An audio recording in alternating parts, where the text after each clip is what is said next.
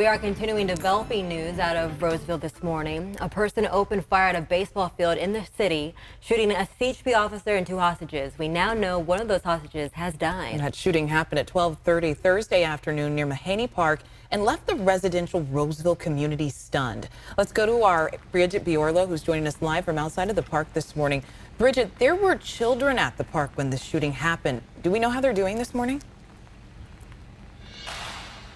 All of those kids are doing okay this morning, Bria, but traumatized to say the least. 33 kids were at this field when shots rang out. They were here for camp. After all, it is spring break, and parents understandably were just terrified as they heard the news. They were waiting to reunite with their kids, and this morning they're breathing a huge sigh of relief. Here's what we know so far about the deadly shooting. The CHP says they were serving a warrant to the suspect, who then took off running. He took 2 hostages here at this park in quiet residential Roseville. He shot both of them. We're told one of them died at the scene, the other sent to the hospital. It's unclear what happened from there, but we are told from police that a CHP officer was shot. The gunman was also shot. He then surrendered to authorities and is now in custody. But the whole ordeal is just leaving the community stunned, especially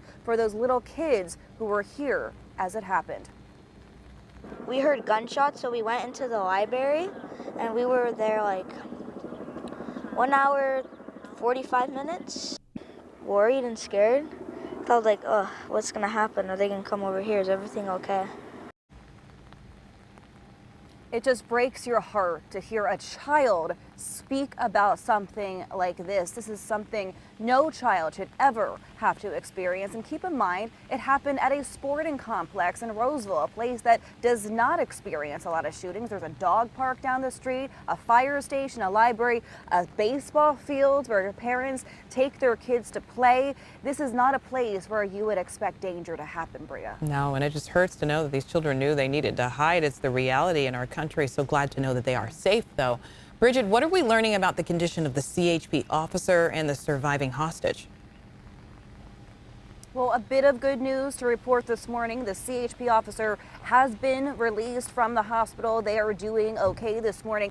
As for the surviving hostage, they are still in the hospital just down the street from here at Sutter Health, and we're told their condition is critical. Bria. Yeah, the Roseville community is a place that a lot of people move to raise their families because they know it's safe. So I know a lot of residents are feeling some concern this morning, but of course, we're working to get more answers about what happened here. Bridget, thank you. Meanwhile, we're getting a better understanding this morning of what happened when the person started shooting. Police dispatch audio reveals just how hectic those moments were. Take a listen. We had Parks and Rec personnel hunkered down. Be advised, we still have active gunfire all around the station.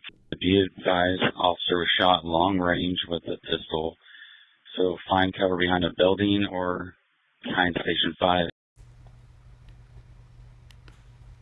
The shooting happening in broad daylight, forcing park goers and workers to hide for their lives. Locals we talked to stunned by what happened in such a public and busy area.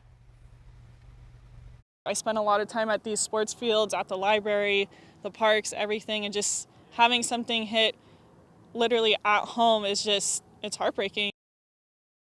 Well, the mayor of Roseville released this statement saying, quote, Roseville is known as a safe and caring community that looks out for one another. Times like this are when we are at our strongest and best. Meanwhile, a nearby library and high school had to go into lockdown. Yeah, students and parents thanking officers for their quick response. I'm very happy that how fast they were able to react to the situation. I was able to look at my phone and see that my school was on lockdown, and you just hear multiple signs.